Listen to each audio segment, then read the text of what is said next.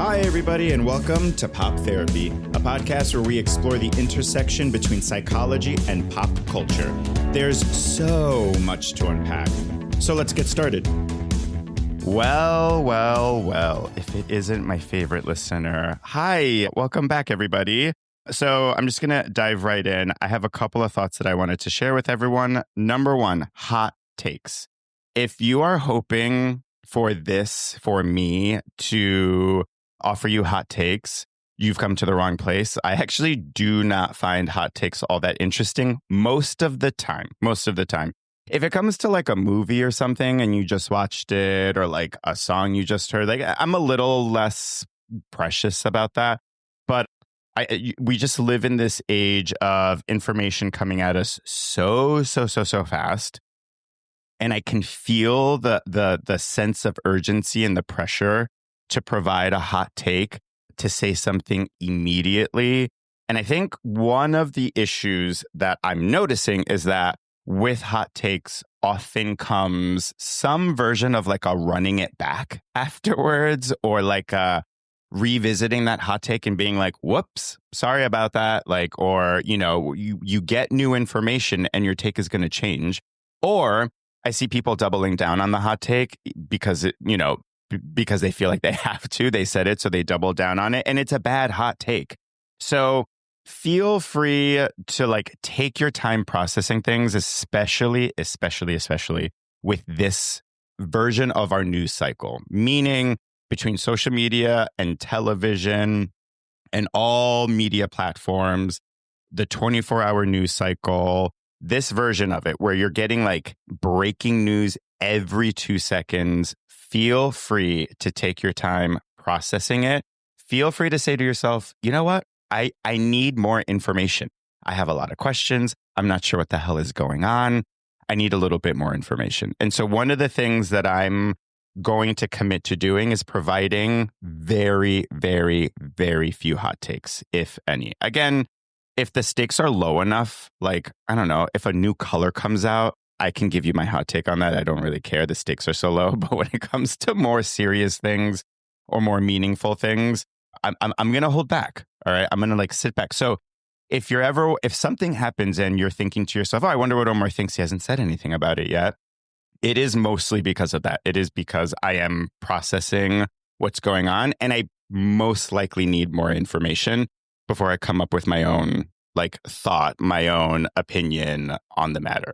I like to be informed, and I want to be informed for you guys because I know that that's what you guys expect out of me. I hope. In any case, I'm so excited to bring in our next guest, and I hope you guys are too. He is a licensed clinical social worker here in New York. He has his own private practice. We're going to get into, the therapy world and all that good stuff. You might have also seen him back in the day in a little show called One Girl, Five Gays, where he provided actually kind of hot takes, I guess, a little bit, and opinions and stuff like that. We'll ask him more about what that experience was like. And he is the host of the podcast That Sounds Hard, where each season he will be focusing on one specific topic.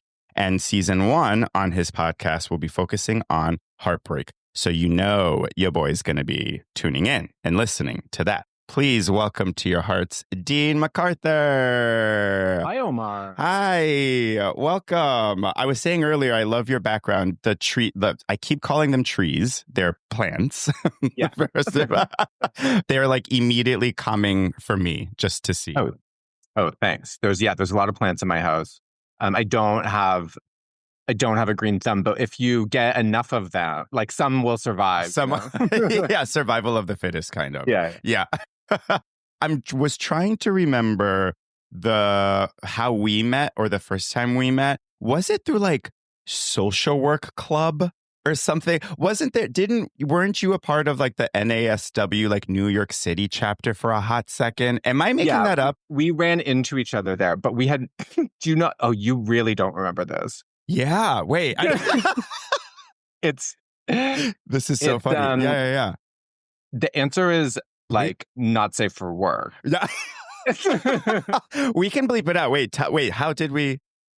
We met at, actually know the name of it, but like we Uh-huh. met at some club. Yeah. And Oh, thank you, Dean. We will be editing that part out, but but it's good for me to know. I'll probably like do this thing where I'll like bleep it all. I Mhm. kind of want them to know that we talked about it, but Yeah. but like y'all don't need to know. You can you can guess if you are. That's so funny. But then later on we ran into each other in Reconnected at an social like work club. a social work union. Yes. Yeah.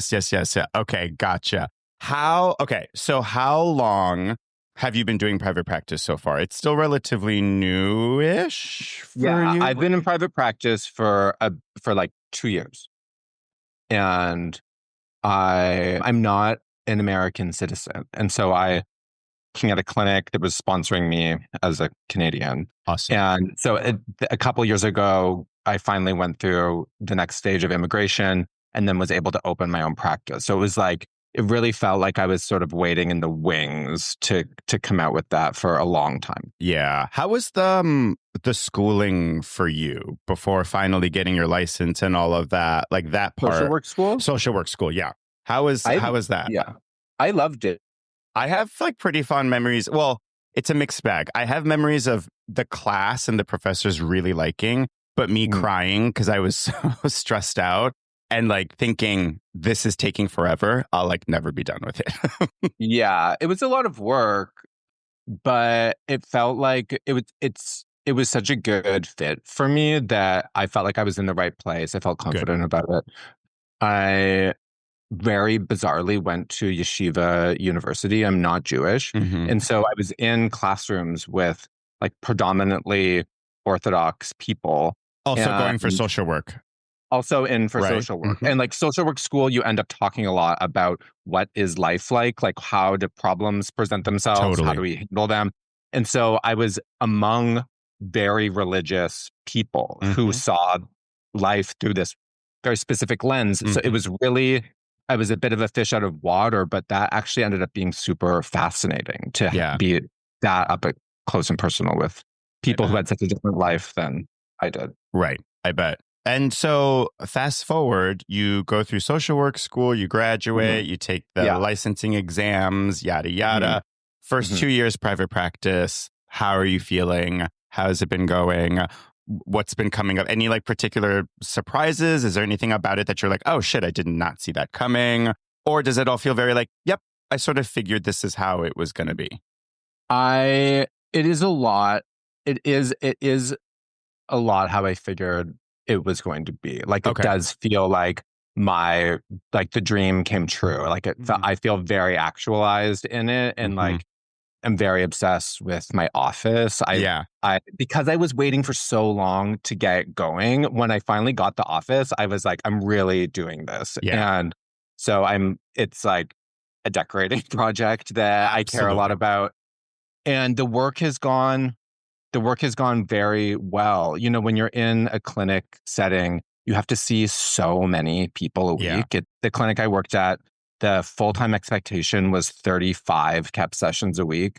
Wow. And I don't know if to a listener that sounds like a big number, but That's a lot. For anyone who isn't sure, that is so much. it's so many. And then on top of that, you're like in training programs and like postgraduate environments trying to learn how to actually do the job. And so and you're in your own therapy and you're probably in couples therapy. Right. and so it's taken up a lot of space in my life. And that's not including the admin work for those 35 kept sessions that you're seeing at the clinic. That's not including like the paperwork, which that in and of itself is a part-time job, just like keeping charts, keeping records, keeping notes, like all of that is so much. And it's a lot of tedious work.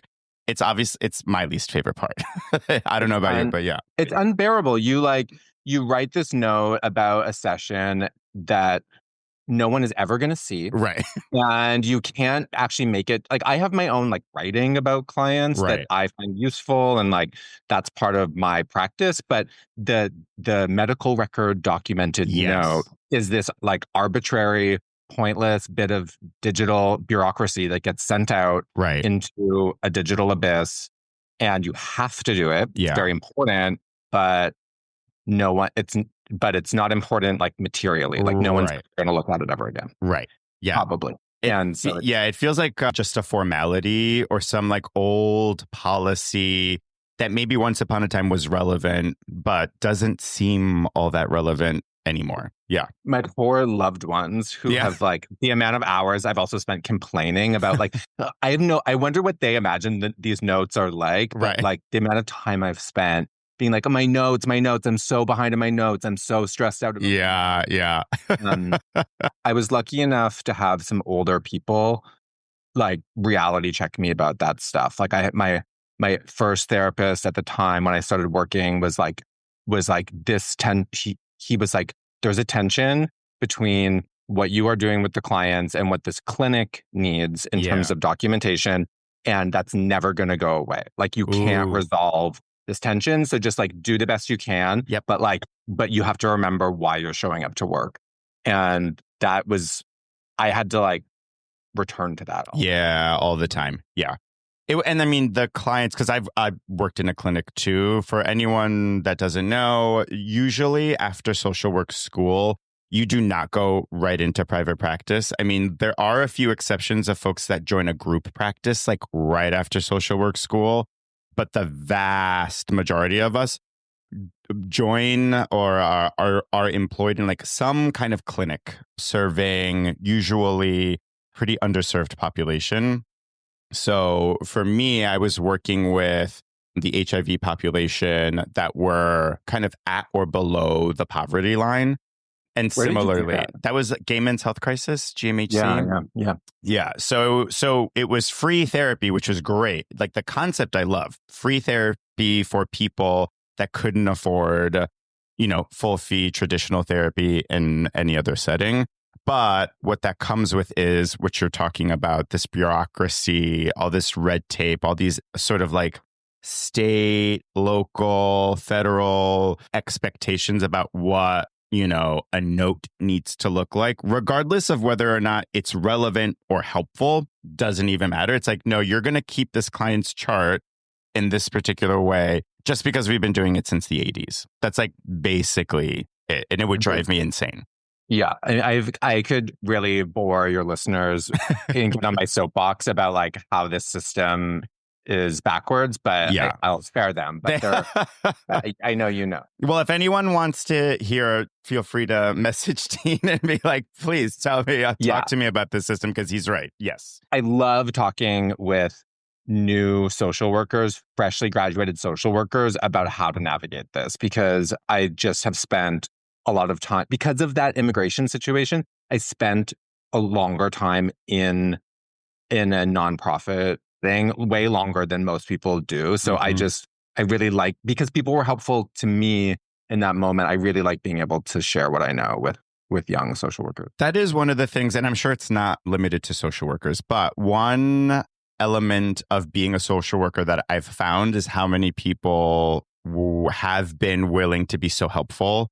Yeah. To me, when I was like a baby social worker. So that's something I feel very much like paying it forward. So I feel the same way with new social workers. I'm like, please pick my brain. I'm like bothering them. I'm like, let's hang out and ask me every question that you have. Like ask me anything, because it was those conversations, whether with, my own supervisor or a colleague, it was those conversations that helped me like sort of stay the course and also just like kind of have a better sense of what I was doing. Because half the time I'm like, what is going on? So yeah, that was super helpful. Are you seeing individuals only? Are you doing couple or open to couples? Yeah. Okay, cool. I do probably like a third of my caseload is couples work. Oh, nice. Oh, great. Okay. I can like 3 couples max at a time. I mean, I enjoy the work. It is, to no one's surprise, draining for me, especially like after a couples session. I'm usually like, whew, okay, like I need a minute, like recuperate from that most of the time. There's so much to pay attention. So much. Yeah. I think, and that's like a big part of it too, right? Is that my attention is split. Split doesn't quite I don't quite mean split because it implies that one person is not getting 100%, but for lack of a better word, my attention is split. They're not all the time. Like there often is someone who's like more in their feelings about a particular thing. And so you attend to that person, but you have an eye on the other one. And it's a lot. Right. Yeah, especially that you just, for obviously audiences can't see this, but like Dean just did something with his eye where he's like moved it to the side to be like, I got my eye on you, which is exactly how I feel. I almost feel a little like, almost like I'm not spying on you. I am just like keeping an eye on you. So like, I hope, I'm like, I always wonder what the client on the other end thinks. And then I sort of got my answer because I'm in couples therapy and I notice our couples therapists do that. And I'm like, oh, it's so funny. It makes me giggle inside a little bit. It makes me giggle because I'm like, oh, yeah, you're keeping an eye on me. Like I see what you're doing. Like that is what you're supposed to do. But it's kind of funny because it's almost like my partner's talking, she's looking at him, and then just a split second, her eye moves over to me, and I'm like, I'm still here. Don't worry. Like, I'm not rolling my eyes. Don't worry. I'm listening. Right. So it's interesting to be on the other side of that. Yeah. Do you like her, your couples therapist? I love her. I love her so, so much. We both do. Me and Mike adore her. She's so good. I actually brought this up in a session once because I thought it might be relevant. Just like to tell your therapist if there's like a very strong feeling or sensation you're experiencing about your therapist, transference, right? That's like really important to talk about with your therapist, especially if you think like this might impact how the sessions go and stuff, transference and countertransference, all that good stuff. So I was telling her that I found myself in our sessions being like, wait, am I a bad therapist? Because she's so good. I'm like, wait, am I shitty? I'm a shitty therapist. Like, oh, I wouldn't have thought of that, or I didn't think about it that way.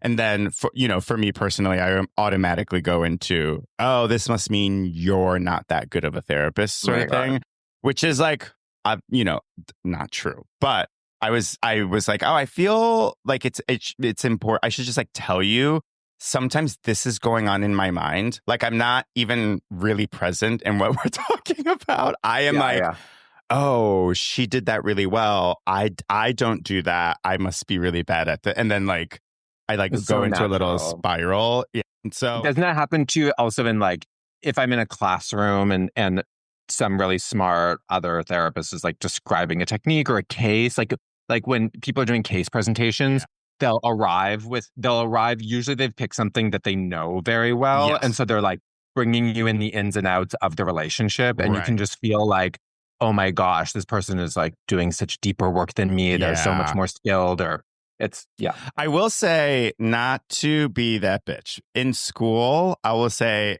I kind of felt like I was one of the best students. So, so you were the one making other. Yeah.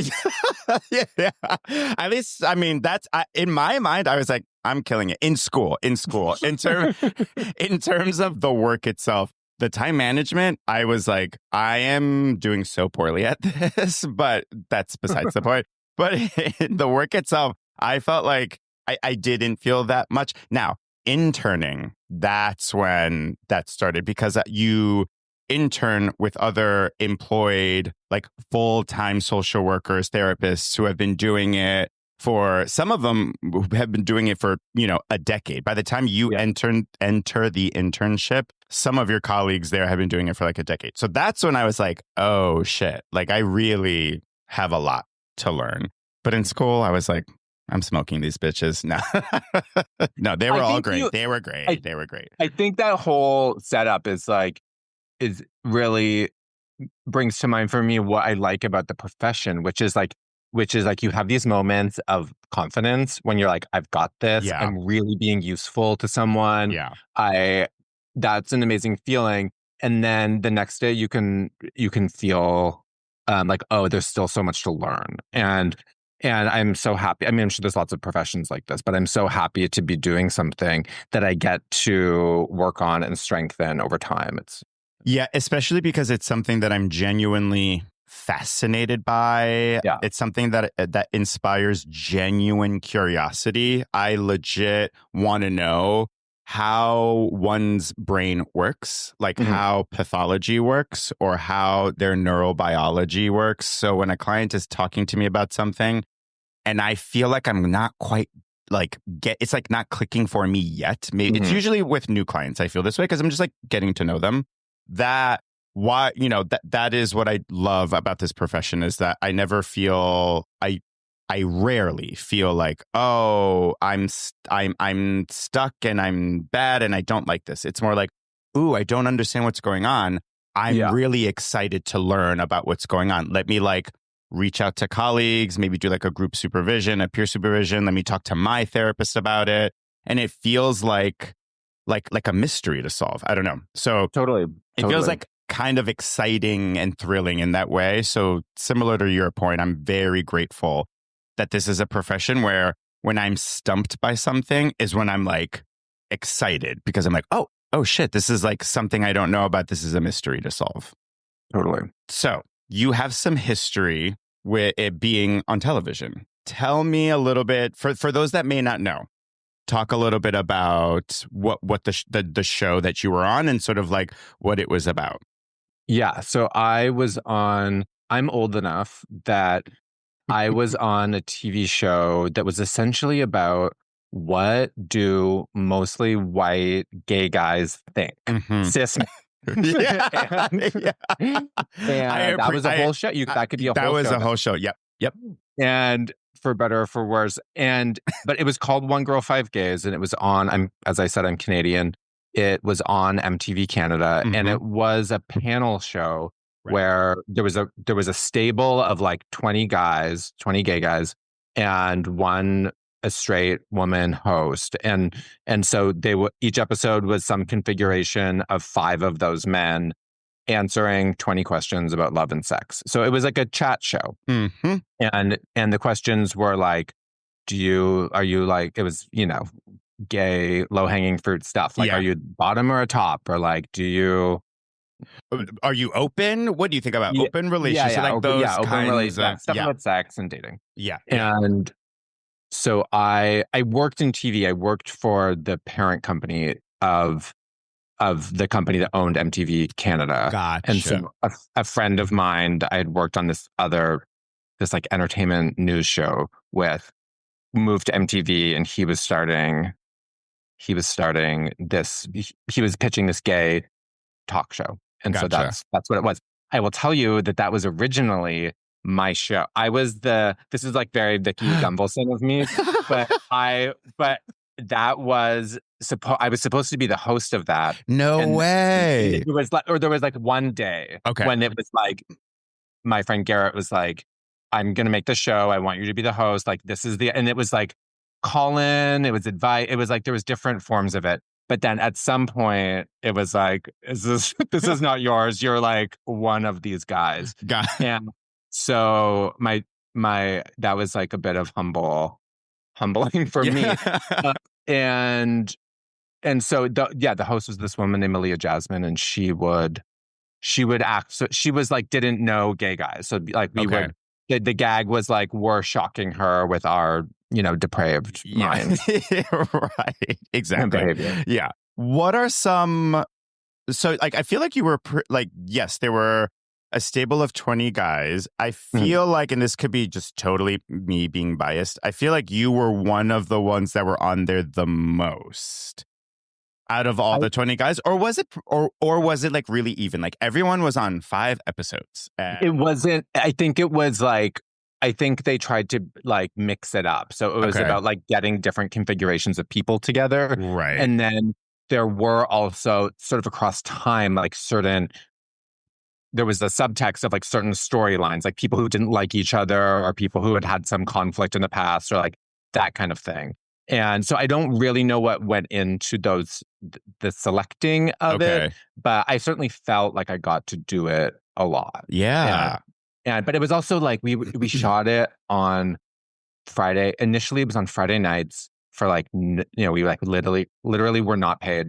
Amazing. And so it wasn't it was like who's available, I think, I too. see. Like, Okay. That makes sense. That's fair. and I was right.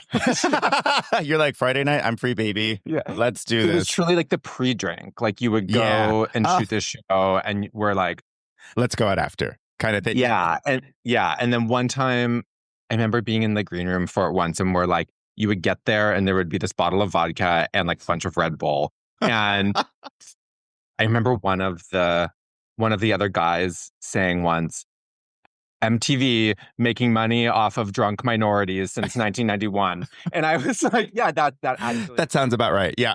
That tracks. What are some of the more memorable moments for you? Like when you think back to that time, what sticks out to you? What comes to mind?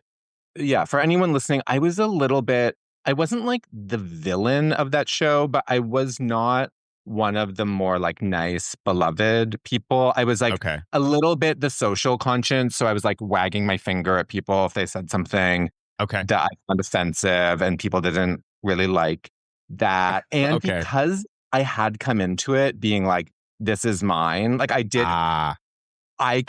I like you in those classrooms, I can run a little grandiose. Yeah. and thank you.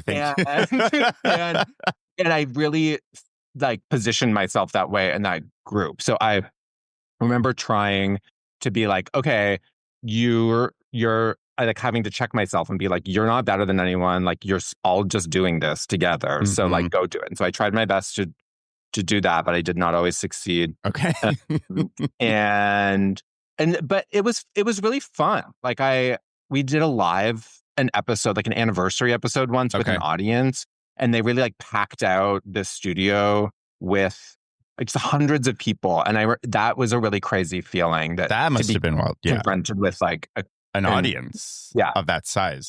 And that was great. It was just fun to shoot. Like we just like came in and ran our mouths and that was enough. Had some vodka Red Bulls, came in, and just gabbed essentially. So that was great. I did it with a few of my people who were already very close friends. And so lovely. That was a fun experience to share. And so that was really cool. It was fun around, when that was on TV, I used to feel very famous during Pride in Toronto because all of these like teenage girlies from the suburbs would come into the city to like walk over. There's like, Toronto has like a true neighborhood in a way that is like very charming. I haven't been there in a while. I hope it still exists. I'm sure it doesn't exactly in the same way, but you would like walk around that neighborhood and I would feel like very famous for one day. And that's really fun. Yeah. Like girlies running up and be like, oh my God, dude. Yeah. And I love that. And this was before I'm trying to place where social media was at this point. Where was it actually? Do you remember? I was like big on Tumblr. Okay. So there was a social media presence. Okay, gotcha. Tumblr. And hell yeah. So Tumblr was a thing. I miss Tumblr. That was like such a fun form of social media. And so a little bit I got to engage that way, but it still wasn't really what social media is today. So I had Twitter. And I remember I had like a lot of Twitter. My Twitter, I don't think exists anymore, but like I had a lot of followers on Twitter at one point. And so I could do that and that was fun. But I didn't have I had no sense of like sort of like branding myself or like turning that into any professional thing. I was like very naive about that. We had a meeting at some point a couple years into it where other guys were like confronted the producers and were like, we're not getting to do the kinds of things we want to do. And they were talking about, I remember their complaints were like wanting to do like a magazine interview or like a club appearance. And that had to be run through the company communications. And so I remember the guys feeling like very frustrated. They couldn't do this thing. And I had worked in Canadian television, like it's a very small market. I knew that this was not the thing that was going to launch some other career. Gotcha. And so I was like, I don't really care about this. Like, I don't really think it's like we're on MTV Canada midnight. Like I don't really think this isn't our launching pad it's necessarily. not season one Keeping Up with the Kardashians. Like Right. but I do think that I think I lacked a bit of imagination, and people were getting a whiff of the idea that they could be influencers, but we didn't have that word even. No, and so, right. So the social media thing was like, I didn't have Instagram. And so I think we were a little bit ahead of any opportunities that way. So it was really like a TV show. And that's where it led. My sense was that the TV show itself, like, granted MTV Canada, but my sense was that it was like really popular. As an audience member, it felt very popular to me. And this is just me in my own brain. I'm like, by the time it gets to my eyeballs, it must be popular enough.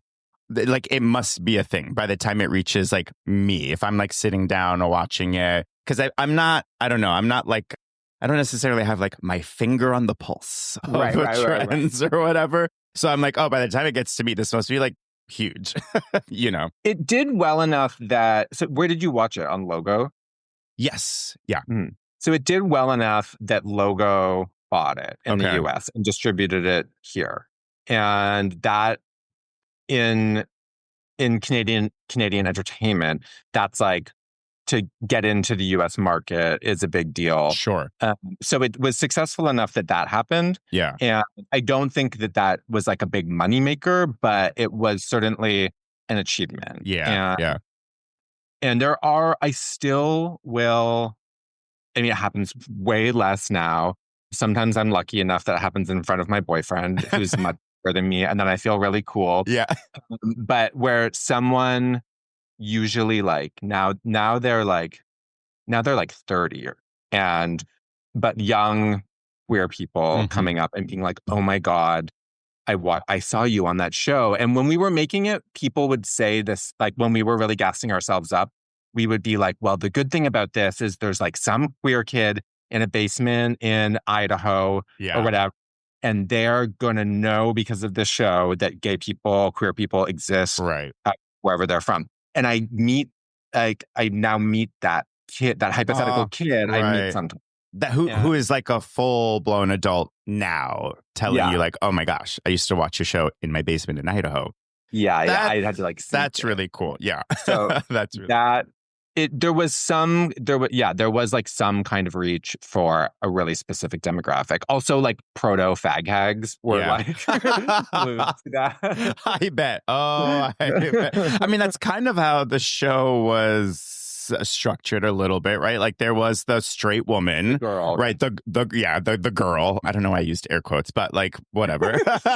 The girl in like a room full of gay men, like gabbing and laughing and talking about sex and love and dating and all that, like juicy kind of like almost like gossip, almost, not quite. Yeah, no, it was gossipy, but also, and you're right that the dynamic between a straight woman and gay guys was built into the whole. Yes, for sure. So what made you think that you were sort of not the villain, capital V villain, but like what makes you think that that's sort of the way that you were on the show? How did people say message board? It's like I literally would like go. There was this. Do you remember Television Without Pity? No. It was a message board about. It was maybe a blog that had also a message board, but there were message boards, and that show had one, and I would read them, and they would be like, that guy's so full of himself. And then like every like eighth comment with someone being like, I think he's actually smart, or like, no, he's funny. But like a lot of it was like, I don't like that guy. And so, direct feedback was how I learned that. And that's okay. I mean, and during that time, because social media was not what it is now, I mean, I imagine that must have been new to experience. Like now, you know, one of the things that I am sort of bracing myself for now is when I launch this podcast for somehow, not that I I've already told myself, like, do not look at comments, don't fish for comments, like, don't do that. But like, there's only Yeah. so much that you can shield yourself from. Yeah. So now I like talk to myself, and I'm psychologically preparing myself for that because of what I know. Like, when I think drag race fans are a good example of that, of like, Oh my God. oh, people have really strong opinions and they will let you know how they feel and they will tear you apart if they want to. So I'm like, I see it. Back then, you didn't really see that. There was no like, oh, it's like that other Yeah. person that got really terrible comments, and like, maybe I can learn from them, or I can learn from the way like they handled it. You didn't have that. So how in the world did you navigate that or cope? I think I was truly just like, because the coping strategy was this superiority, I was like, shield it. I was like, it was like, it's fine. It's like, yeah, I am. That is what I'm doing. I'm like Okay. being a bitch on the show. And, Yeah. and like, what about it? Yeah. Good for you. And so I think I was just like, it was naturally fine. And that's impressive. I think I would have crumbled under that amount of scrutiny. So I am impressed by your ability to say to yourself, well, like, yeah, that is what I'm doing. And I'm confident in that. And that's like, I'm very clear that yeah. yes, that I am doing a version of that. And maybe you don't get it, but what hurt more, like, I wasn't so hurt by those descriptions, but what hurt more was actually that I was like maybe jealous of ways that other people were like more beloved. And that was like, and like people who I didn't, and I think about this sometimes when I'm watching like Bravo or whatever, like, who is a compelling television character? Like, who can turn themselves into someone that seems sweet and watchable? Okay. That doesn't always necessarily mean that in real life, that person is like a cool person you want to be friends with. Of course. And so I was like, it hurt a bit that like, that certain people who I was like, oh, but I think I'm like, I would get my ego in that. I think I'm like more fun than this person, or like nicer. It's like, but everyone loves them. And like, that's like very clear that was not me. And so that hurt a little bit, but there was just like also the narcissism of like being put on television was probably also protective. You mean like, I'm on television, I don't care what you fools have to say. Mean, truly, kind of. Yeah. It was like, I'm on TV, and which I love.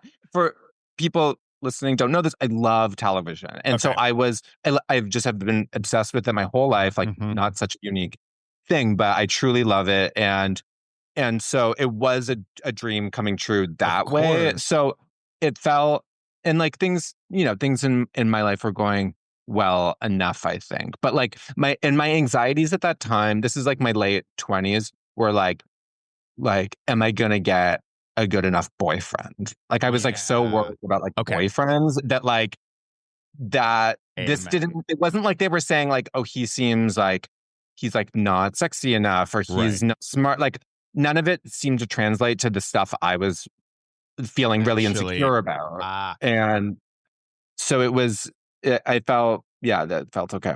I don't know if you did this on purpose or not, Dean, but what a great segue into your podcast. The thinking about the boyfriend, the worrying about having a boyfriend. Yeah. I mean, resonates with me so strongly. I feel that in my soul. In fact, in a recent couples therapy session, recent-ish, somehow the conversation led to me and in my 20s, and basically just like, who was Omar in his 20s, specifically around dating? Like, what did he think about dating and love and sex in his 20s? And the thing that really sticks out to me is the constant worrying about having a boyfriend. And the main goal, really, when it came to love, the only goal was, you need to get a boyfriend. And there was no structure around it. It wasn't like I thought to myself, okay, I'm going to meet a nice boy. I'm going to like go out on like a bunch of dates. I'm going to get to know him. I'm going to make sure that I understand what his values are. I'm going to make sure that we're compatible in like meaningful ways. I'm going to make sure like he pushes me outside of my comfort zone a little bit. But there wasn't that.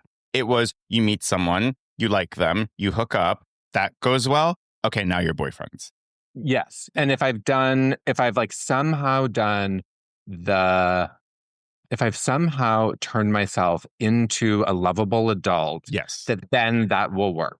And I don't really know what the qualities are for that. Right. It seems like it's something to do with professional life, how I look, am I smart enough? Like I know what I'm worried about, but Yeah. but did I do it? Did I become the right thing? I have Right. no idea. But I'm just going to walk out through the world and hopefully this boyfriend comes. Yeah. And if said boyfriend Yeah.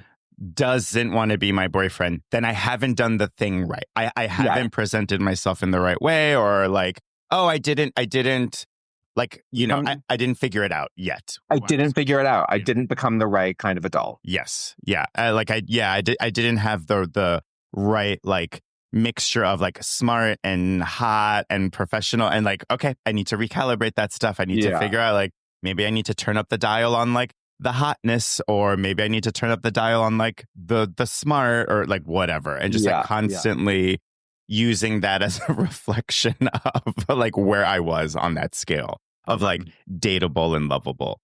Tell our audiences a little bit. Tell our audience.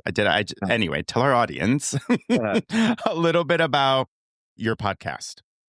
Right. So it's just launched and it is called That Sounds Hard. I'm the host. And the structure is that each season I'm going to pick a theme that comes up in therapy. Mm-hmm. And each week I'm going to interview someone who's been through that thing. Mm-hmm. So for season 1, the subject is heartbreak. And I'm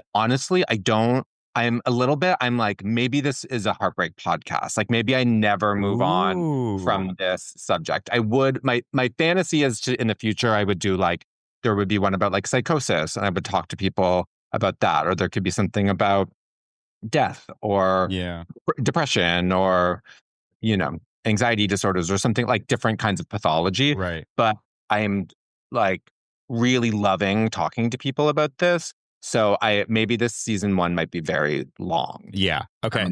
I wanted to do seasons because I was like, oh, this seems like a lot of work. Like, how do you build in some breaks? And I was like, well, if it's in seasons, then I can just commit to 12 episodes and then I can take a rest or something. But I'm really enjoying the work of it so much that I don't really know. Those were like my early fantasies about why it was set up that way. And now that I'm in it, I don't know that I need the break or when the second season is like when that switch is going to feel necessary. But that's what it is. So I'm talking to people about their experience of heartbreak. Okay. And heartbreak is I think you could do multiple seasons of heartbreak. It's such an expansive universe. There's so much to cover. I mean, even within heartbreak, because you mentioned death earlier as like maybe that could be a season. And within heartbreak, there's loss and grief, which is like all so related. So I can see why you would consider at the very least having a very long seasons or a season or doing multiple seasons. What have you been noticing any themes lately? Anything thematic in your conversations with folks about heartbreak? Anything that keeps coming up? You just said it actually, which is that I conceived of this thinking, well, I'm going to talk to people about the really specific experience of getting over the losing someone you love, like the loss of a romantic object. But it's really hard to, and in some ways that is its own acute moment. Like there is something after a breakup that is specific and that ends, but it is deeply connected to every other loss. It is just like heartbreak is like a circle inside in like the Venn diagram. It's like a circle inside of the larger circle, like completely in the larger circle of just grieving. Yeah. And so I thought I could get people just to talk about their breakups, but it brings up all this stuff about death, about mortality. And so that's been a big part of the learning for me. Yeah. I really, finish your thought. And that when you ask people who broke your heart, they tell you the truth. Like Like I'm a little bit trying to like figure out the tone of this. Huh? And I'm like, it's like people want podcasts to be funny, right? Yeah. Like we got to joke around. And then you're like, oh, who broke your heart? And people are like, well, this guy, he left. Like, they get Yeah. serious Yeah. because it is serious For stuff. sure. And so we're joking around, sure. But I am really gratified by how willing people are to share about this subject. What do you think that willingness reflects about us as human beings? The fact that, or do you think this reflects something more specifically about the guests you have, or maybe it reflects something specifically about you and helping people feel so comfortable? But when it comes to heartbreak, this willingness to dive right in and talk about it, what do you think that's about? What do you make of that? I think it's that the experience is so you can go through it in such Yeah. isolation, and it's like when you and your boyfriend break up, no one cares Yeah. about this as much as you do. Yeah. Like you're like really going through it and you're really going through it Mm, alone. That's why it hurts. mm, It highlights the the really tragic and definitive experience of being a human, which is you're born alone and you die alone. Like mhm. there's no one else inside your mind. It's just you and you Yeah. walking this path. That is true. And it's also true that heartbreak happens to everyone. Yeah. So there's something isolating and there's something really connecting about it. It shines a light on how dependent we are Mm, on each other mhm. and how much we want and need other people. So it's I think that the duality of that means that when you give someone an opportunity to talk about it, they really want to.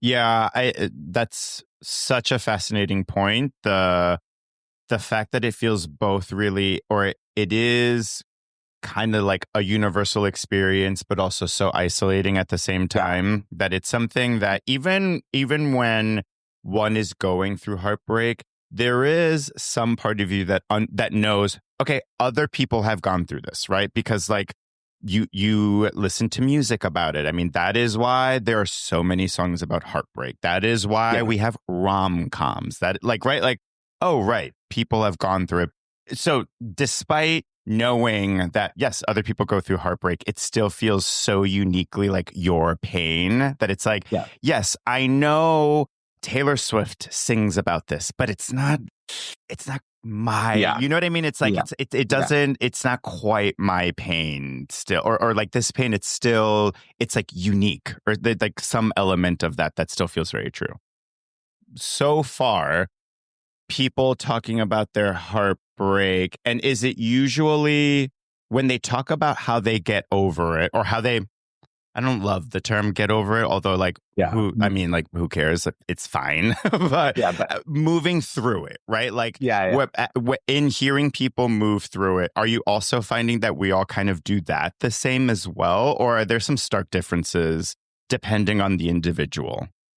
What feels universal is that the moving through it just does involve like it being in such a state of acute sadness, of just Yeah. like being Oh, so sad, yeah. and that no one wants to hear this while it's happening, but it's Mhm. like actually just by feeling that for longer than you want to, that is how you move through it. Right. Right. I just I I told my therapist that I was doing this project, and she was like, "Oh, you have to read this Judith Butler paper about about mourning and like about gay guys dying of AIDS and who's grievable." And I was like, "Wait, what? I don't get what this has to do with what I'm talking Yeah. about." And I was like, "Interesting, but what?" And but there is this Judith Butler paper where she talks about essentially about grieving, but including heartbreak. And she says, I'm not going to put it right, but she says this thing about like, you can't approach heartbreak with like a good work ethic. You have to just submit. Mourning involves submitting to a transformation Yeah. that you don't know what's on the other side of the loss. And all you can do is say, I I accept or I relent to this thing that's happening anyway. Yeah. And that you come out different, that you're transformed by that kind of grief. Yeah. And so how people are changed, what they learn about themselves, that's different. But I do find that everyone does talk about, just really getting their ass kicked Yeah. by Love. love. Yeah, for real. I will often tell clients some version of, so I hate to say this, I wish this weren't true, what I'm about to tell you. However, the fact that you are this sad and the fact that you are talking about it with me and just like giving language to this experience and feeling it means that you're doing it, quote unquote, right. Like, this is how this looks, right? Yeah. This is, what a healthy, functioning, like psychological immune system looks like. When something sad happens, you feel sad. When something awesome happens, you feel happy. Like, right? Yeah. Like, this feeling is relevant to the experience. So you are actually doing this, in the most, again, quote unquote, healthy functioning way. And I wish it weren't true. I tell them, like, I wish it weren't true. I wish the quickest way to get over it was by like denying the sadness. Yeah. Because no one wants to go through it. Or that there was something that one could, if you just like solve the equation, oh my gosh, then it won't be so bad. Yeah. Yeah. Do you hear a lot of clients, or maybe even some of your guests, was there a lot of like trying to figure out why? Like, why did this happen? Yeah. Like, is there something about me that I need to change? And if I could just put my finger on it, then I can change it. And then then I'll be fine. Everything will be fine. I mean, yeah, it's exactly what you were saying before about the boyfriend of it all. Like, if this isn't working out, it's because I wasn't enough in some way. And I think people, I mean, this is like one of the extremely relieving things about being the therapist is you are brought into enough suffering to realize that a lot of the ways that people break our hearts are about them. Yeah. That like who we are in relationships has so much more to do with who we are than whether the other person is good enough. Yeah. So, but I think that people largely have that backwards. And so, yeah, people do think, oh, I wasn't enough. Right. Right. And I mean, it's definitely one of the lessons that I try to impart onto clients. It's a lesson I learned at some point. I don't remember exactly when, where I just realized, oh, yes, it's important to like reflect on yourself, right? After a breakup, and to ask yourself questions like, what was my part in this? What was my role in this? What did I help co-create? I think that that's like perfectly reasonable. And that there's a lot of acceptance around the fact that so much of it was out of your hands. Also, that this other person is their own person, and they are out of your control. They're out of your hands. And there's a lot that you just sort of have to think to yourself, like, okay, like, all right, this also says a lot about them, good, bad, or indifferent, right? This also says a lot about them. And I have no say in that anymore. Yeah. Yeah. My current therapist, when we got together, I was taking her through my history of relationships that hadn't worked out. And I was presenting it as if like, okay, here's what's wrong with me. And I was like, I picked this one, and then I picked this one, and then I picked this one. And I was like, now you know what's wrong with me, right? She was like, I mean, she was like, the only mistake you made in most of these situations is that you stayed. And there's nothing wrong with me. There's nothing wrong with that. Any of these guys. Right. Well, maybe, like fundamentally, but it wasn't working. Right. And then I insisted it should. Right. I see. Okay. Did that blow your mind hearing that in that moment? Or were you kind of like, was there a part of you that was aware of that? Both. Yeah. Yeah. I feel like that's, I get, often when a therapist reflects something back to me that I'm like, holy shit, I can usually find a really, really quiet voice that's been around for a minute saying the exact same thing. I'm like, okay, you were right, voice. Like, all right, gotcha. Yeah. There's the last person I interviewed for That Sounds Hard is this guy named Charles Rogers, who is a TV writer. He Okay. made that show Search Oh Party. Have you yeah. seen Uh that? huh. And we were talking about how in those sorts of moments of like things that are half conscious or unconscious coming to the surface often take place when you're so torn up by a A lover. loss or a lover. Um, Okay. Yeah, that's a good point. and that we were talking about how like addicted we are to that feeling of like the like aha, that the epiphany. Gotcha. Yeah, that's The epiphany is something you like kind of knew, but now right. But it's now, like make it conscious. right now that someone else has reflected it back to you, it's like concrete. It's like, oh yeah, it's like right in your face. Yeah.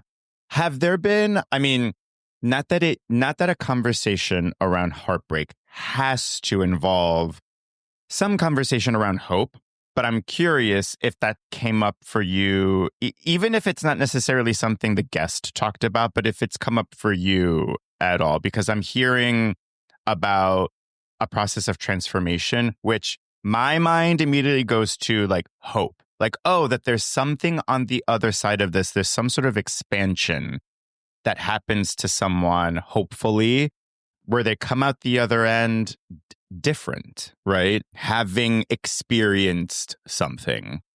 Well, I think a lot of what people associate to when you ask them about heartbreak is their first one. Yeah. And what people have said is that what's really bad about it is you're doing it for the first time. So you actually don't have For like sure. you don't know That is real. This ends. You just have to buckle down for a while. Oof, yeah. That it, like you and so you it just feels like, well, this is me now, Right. or like yeah. Well, I guess I'm sad forever. Yeah. Oh my God. Yeah, I remember that. Oh, yeah. And so there's the lack of hope, I think is baked in, but I hope, I hope that listening to these conversations, like my version now of the gay kid in the basement is like sad, broken up with person at home who's like wants to hear more about what they're going through. And so they could find this and listen to other people's stories about like, I've actually been where you are. It doesn't last. Right.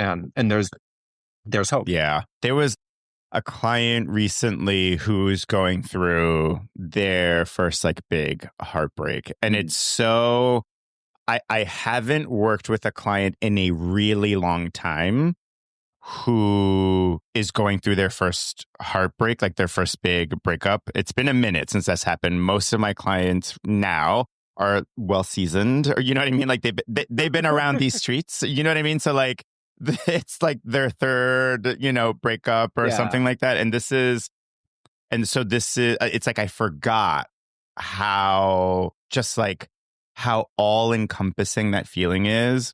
And I won't say I forgot. That's not fair. But it was just so, I just hadn't seen it in a while. Yeah. You know what I mean? And so while I knew conceptually that it feels like all hope is lost, seeing it just sort of reminded me of how, like, the depth of that feeling, of that despair. There was a specific texture to it. Yeah. And I've been trying to get people to name that. Like, it does feel specific, Yes. right? Like, what is it?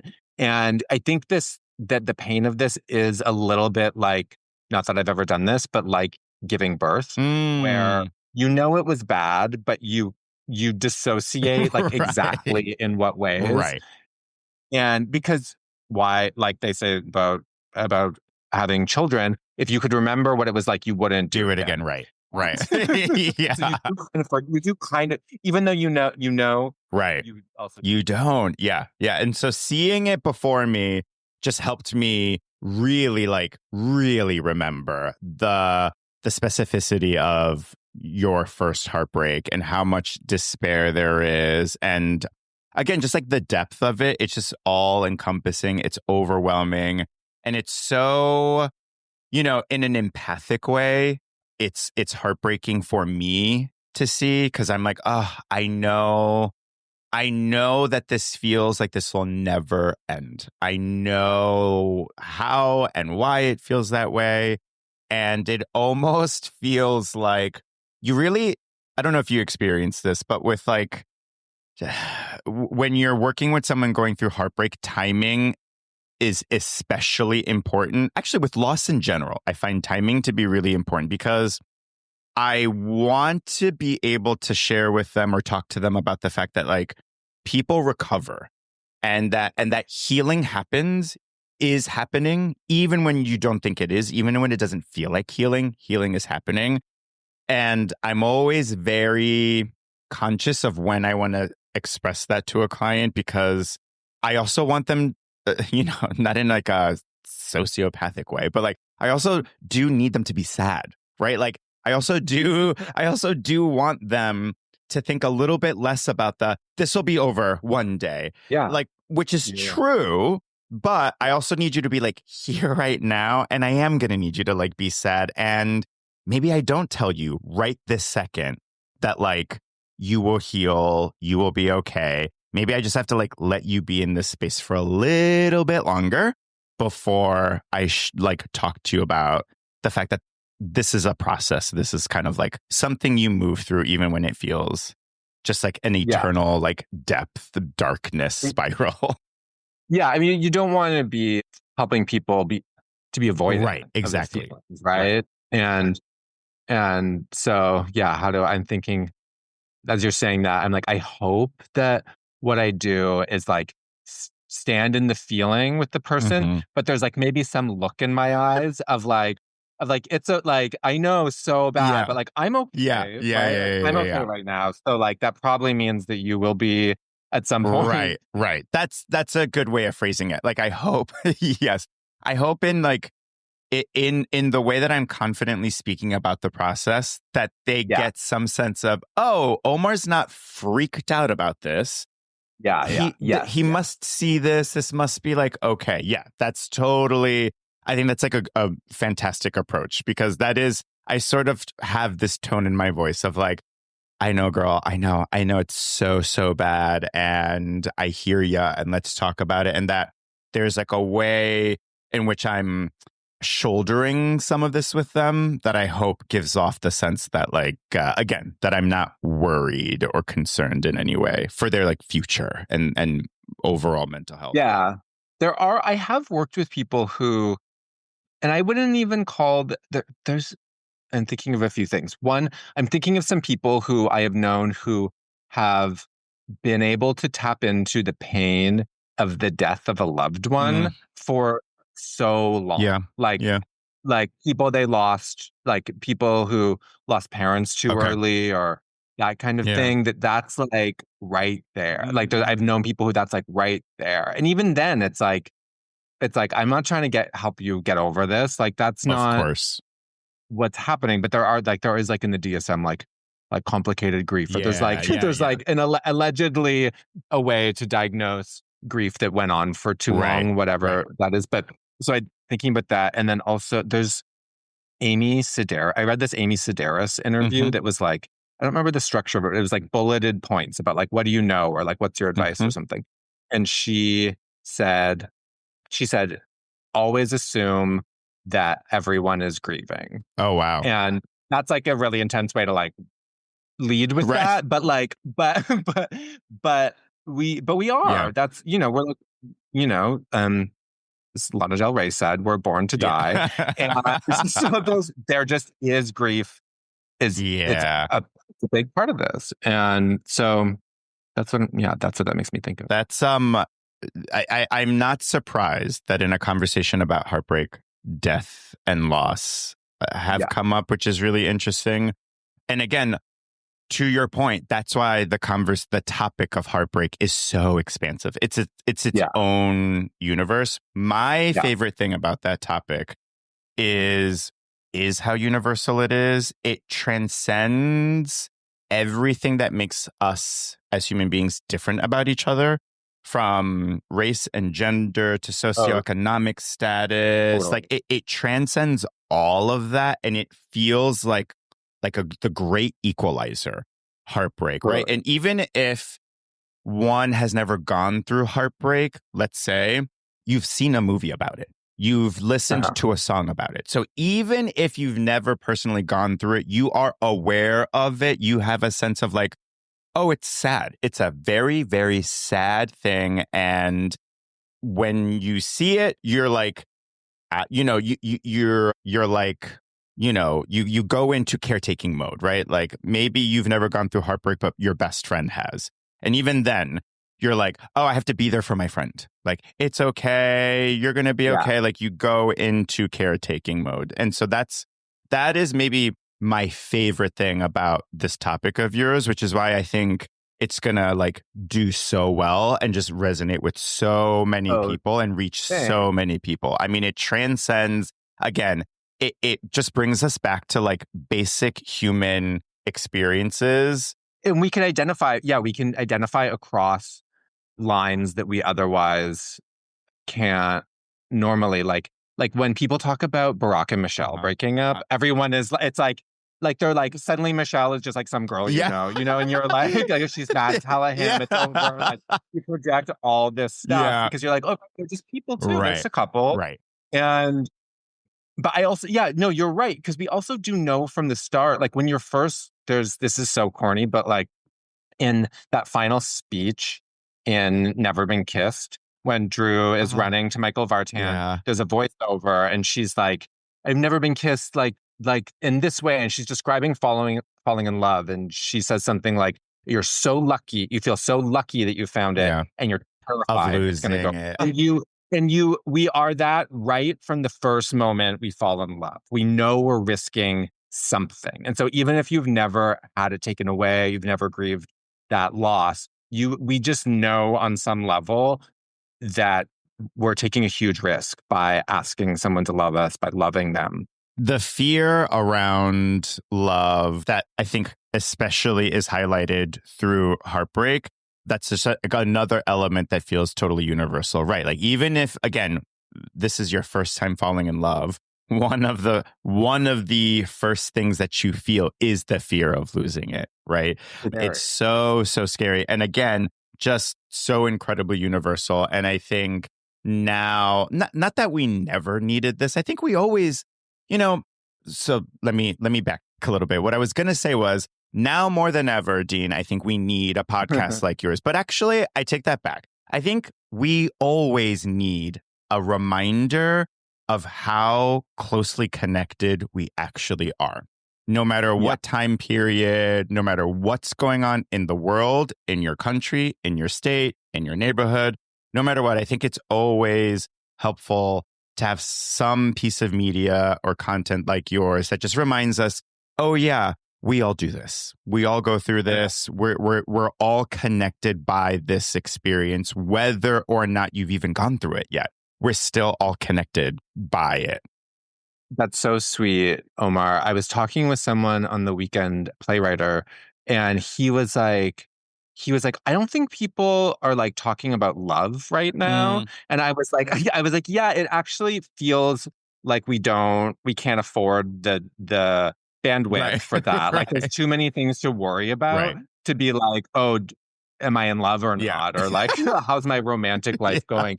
But it's so I get what he's saying. Like it's this state of the world and people's relationship to politics and all of Yeah. that.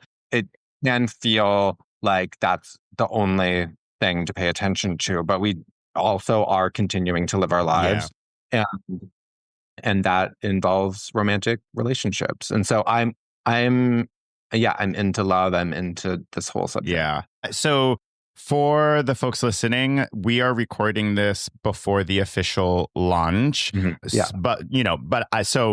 I'm so excited. I cannot wait to listen to it. I'm obviously very excited about my episode. Yeah, the people who listen to this should know that we talked about your own experience of heartbreak, and you really spilled the beans about. I mean, you are obviously so good at what you do because I felt, and and clearly other guests have felt the same way, just like so ready to go there with you. And your line of questioning was, I mean, I don't know if you did homework or if you, I don't know what you did, but it felt like you were so prepared with such good questions. I was really just like kind of like intellectually like electrified by the conversation. I was like, oh, these are such good questions.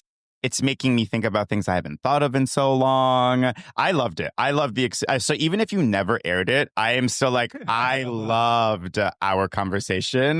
So I'm so excited. I just feel like there have to be people out there who like, I have a sort of sick relationship to the subject also in that like the romance of all of this, like even the pain of it. And I don't do this, like, I really try not to like objectify my clients and their pain. Of course. But in my own life, like the romance of the ups and downs, like that adds such an important texture to my life. And like on some level, like feeling sad. I've been like using TikTok because I'm trying to get people to know about this. Have you ever made a TikTok? I have, not many. I have like 2 followers on there because I'm like the bandwidth. I'm like, I don't know. No, me too. It's a lot. It's like it's a lot of energy and a lot. I didn't realize how it works until I started posting, and I was like, oh, this is crazy. Right.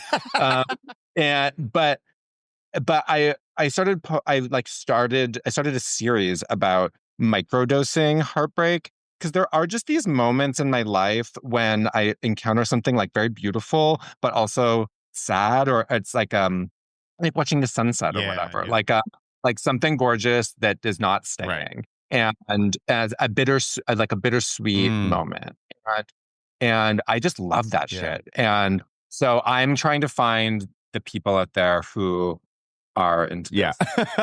Is the microdosing sadness a version of like building a tolerance for it, or like normalizing it, or something? I think it's an opportunity to like take a little, like an exposure. Take a little hit and be like, yes, this is scary, but it's also connecting. It's also beautiful. It's also vital. It gives me like a sense of vitality. Like I was driving down, the thought came up as I was driving down the Taconic back to the city from being upstate. It was Sunday, and so I was like feeling the dread. I was feeling like a kind of dread. The weekend's ending, and it's so gorgeous out, and it's like starting to become fall. And I was just like, this is the microdose of heartbreak, where I can just, this is gorgeous, and I'm losing it. And this moment won't last forever. And I just wait, that's kind of iconic. I experienced that, not surprisingly. I experienced a version of that when I'm coming home from vacation, right? There's a part of me that is happy to be home, that's happy to like come back home. But there's also this element of it that where I'm like sad it's over. And I'm going through all the memories and all the beautiful moments, and there's a recognition of, oh, this is like in the past now, that it's done, right? And now it's just a memory.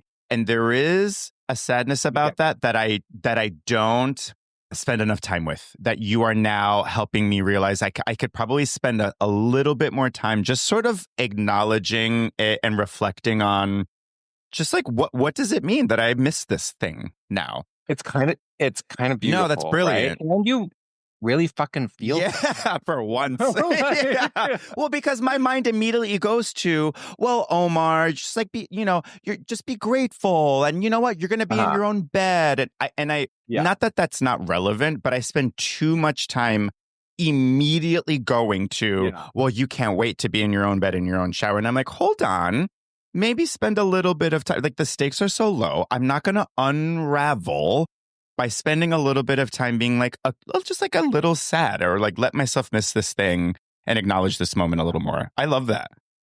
I have that. You're so right. I get that, not to be such a cliche, but I have that in the Pines on Fire Island when it's the time to leave. Before I get on that ferry, I'm like not okay. And I'm not trying to say that's a perfect place, but like, usually I've had so much fun. I've been in natural beauty for a week. And I feel really anxious Of course.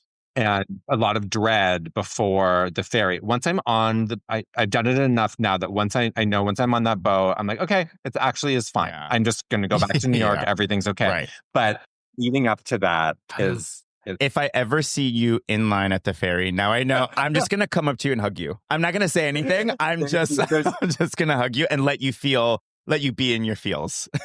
yeah, there's always like an emotional support sandwich or like Diet Coke or something. Yeah. Yeah. Oh gosh. So again, the podcast, That Sounds Hard. That sounds hard. It's on Apple Podcasts and Spotify. There's Beautiful. also you can follow on if you want to see these TikToks. I'm struggling my way through. They are at That Sounds Hard Pod on TikTok, and then the Instagram is That Sounds Hard, and it's basically the same content. Awesome. Thank you. Thank you so much for sharing that with us and for talking about heartbreak. Yeah, so make sure that you go and listen to That Sounds Hard when it comes out. By the time this episode comes out, I'm sure there will probably be a few episodes, so be sure to listen. Thanks, Omar. Again, thank you so much for joining me. Thanks for having me. I'm so glad I got to remind you of how we met. Yeah. But I have a clearer memory of after that NASW meeting or whatever, talking to you about Buffy on the subway. Like that, I'm like, I can tell you how that conversation went. That like real. Yes. Yeah. That sounds about right. So, Yeah. Dean, one question that I love to ask all my guests, I don't know if love is the right answer, but I do like it. But one question that I ask all my guests is, what is one thing from the therapy world or mental health world that you take with you everywhere you go? So it could be something from a podcast. It could be something from your own therapist, a book you read, a professor you had. What is something from the therapy world that you're like, I take this with me everywhere I go. I like live by this rule. Okay, that is because there's the sort of like gems that I've collected in the therapy, right? And those are things I deploy sort of like at specific moments in a treatment or with a friend or whatever, or with myself. But you're saying, what are the things that apply to like, this is like in the fabric of my being all the time? Either or. So I love that you made a distinction between that because I do the same thing. There are some things that are sort of just a constant thread in my life, like a gem I'm constantly reminding myself of. And then there are some gems that I deploy during very specific times. So whatever you feel compelled to share with us, either there's no wrong answer. Okay. So the thing that I think I say the most in a treatment is, and this relates to what we've been talking about with dating and love. And I think I said this to you when we were talking when I interviewed you for That Sounds Hard. But I had a therapist say to me once, I was like newly single and flipping out about that. And he was like, okay, here's the deal. There's a large circle of people that you are interested in, and they're not interested in you. There's an equally large group of people that are into you, and you don't want them. Somewhere in the middle, the Venn diagram overlaps, and there's a much smaller group where it goes both ways. And these are the only people you need to worry about. And I think it's true of dating and just kind of generally. Like, yeah, for sure. And like friendships, like all of it. Yeah.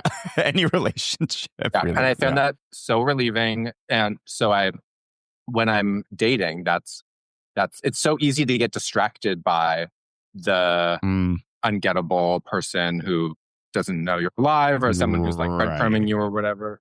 And so you find is it relieving because it sort of, does it take the pressure off, or is it more like relieving because it helps you focus in on the people that quote unquote matter? It does. Yeah. The second, like it helps me focus on what matters. And it also then is not this game of like trying to either extend myself to someone who it doesn't feel natural to be interested in, or that I'm trying to like prove something to someone who doesn't really see me as an option. For sure.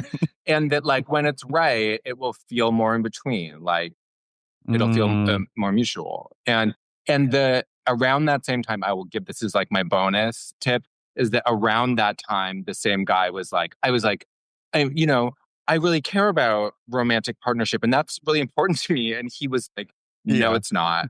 And I was like, my therapist said that. And I was like, what do you mean? I'm certain that this is say more. a priority for me. And he was like, if this was really important to you, I'd be hearing about way more bad dates. Whoa. Okay, you just blew my mind. Because I wasn't trying. I was like, what I actually cared about was like laying around, being like, for me, I'm not, no one loves me, but like, but I wasn't really walking the walk at all. I just had a lot of complaints.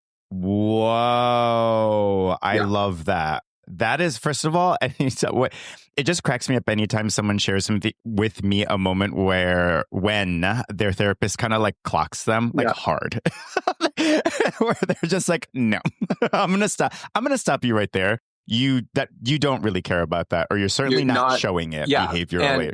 The same person once. Of all of the annoying defensive tics I have, I was deploying one sort of like very clunkily and that I'm sure is grating to everyone. And he looks at me and he's holding a coffee and he's like, I just fantasized about throwing my hot coffee on you. Holy shit. And this is, this knew each other very well at this point. Of course, this wasn't session 2. It was like in the context of, a very deep and loving relationship. But he was like, he basically was like, fuck off. Like you're still doing this. Yeah. This again, girl. I thought we worked past this already. That is so funny. I feel like that reflects such a cool, lovely, intimate thing about y'all's relationship that happened, and that obviously you stuck around because you're like, okay, you got me. If you're looking for a white gay therapist, Lawrence Schwartz, he's in Manhattan, and I can't recommend that is so great. And so I respect that a lot. Thinking about the Venn diagram and making sure that you are focusing on the part in the middle, the folks that you like and the folks that like you back. It reminds me of something that I say to myself. I've shared this with friends and clients. When I was dating, and this took time for me to get to, but one of my prerequisites was, you need to be obsessed with me. Now, I'm speaking hyperbolically because that's how I talk to myself. And it's like, it makes me giggle and it helps me not take myself too seriously because I'm like, that's so funny. But more realistically, what I mean is like, you have to be into me. Like you have to be into me. You have to show some level of like excitement that you are spending time with me, that you're getting to know me. Again, you don't have to throw a parade, but I have to have a sense that you are genuinely interested and intrigued and kind of excited to get to know me and spend time with me. And so that's what I mean by that. Like, no, you have to be into me. Sorry. Like, rule number one. Totally. But that's actually somehow not obvious in practice. Like, it's like, if only I just get their attention in this way or stick around long enough or something. But like, it's, if someone's into you, like, it really is like, there aren't that many conditions under which it's like, life is not a sitcom where like someone's being held back from expressing their feelings. Like, if they want to hang out, they're going to reach out to you. Yeah, exactly. Oh, so I really, really love that advice, especially as it comes to dating, because you are right. I think people conceptually, they would think, well, yeah, of course, I should be dating people that want to date me. But in practice, like you said, it does not communicate in practice a lot of the time. No. So I really hope someone takes what you just shared with us and starts to ask themselves, like, how am I actually applying this? Because if you're finding yourself jonesing for the attention of some aloof person that's like, doesn't care whether you live or die, you're not applying. If all you can imagine is chasing the person who doesn't want you or settling for someone that you're uninterested in, you might be organized narcissistically. Wait, that's so helpful. If you can only imagine chasing this person, or if you are only imagining settling for someone that you're not interested in, this is your sign. Stop doing that. I speak you might be organized. I speak from experience. Thank you so much, dude. I really appreciate it. And yeah, I mean, when it comes to dating tips or mantras or advice or whatever, I think people really, really gravitate towards those. They're so hungry for that. And, for good reason. Everyone wants to find Everyone's love, looking for love, and dating, it's so scary out there. It's yeah. These streets. Yeah. One time a client referred to these streets as ghastly, and I was dying laughing. I was like, that's exactly right. As you know, I am a therapist, but this podcast is no substitute for good old-fashioned therapy. So take what's useful, leave the rest, and don't forget, therapy makes you hotter. Bye. Love that.